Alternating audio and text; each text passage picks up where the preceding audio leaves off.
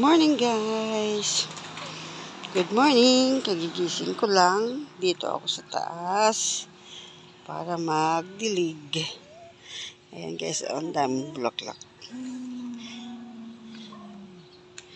Ikot-ikot tayo dito. Ayan, mayroon ng bagong bulaklak. Yung una nalaglag na. Tapos ito, hindi pa siya nagkaroon ng bulaklak ulit. Meron na rin na maliit pa. Nagsisimula pa lang. Ayan. Ito yung nilipat ko galing sa baba, guys.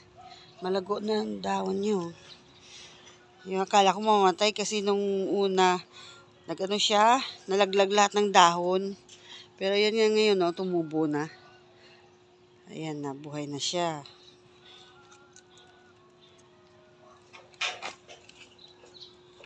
Yan. Konti na lang sila eh. Dati hanggang dulo yun. Ngayon hanggang dito na lang. Yan lang guys. Update lang tayo ulit. At saka yung aking kamatis, nilipat ko na sa paso. Medyo maliit lang yung paso niya. Pero okay lang siguro yun. Diligan ko lang araw-araw. Tsaka yan tinan yung bunga guys. Nakakatuwa, diba? Yan napakamahal kayo ng kamatis ngayon. 10 ang isang piraso ng kamatis na ganito kaliit guys. Ganyan kaliit, 10 piraso, 10 piso. O yan dami. Bilangin natin 1, 2, 3, 4, 5, 6, 7, 8, 9, 10, 11, 12.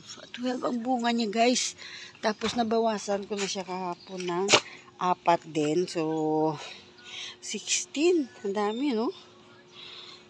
Ayun lang guys. Update lang tayo ulit sa aking bougainvillea at ang aking kamatis. Ayan. Beautiful. Bye-bye guys. Thank you sa suporta nyo lagi. Bye-bye.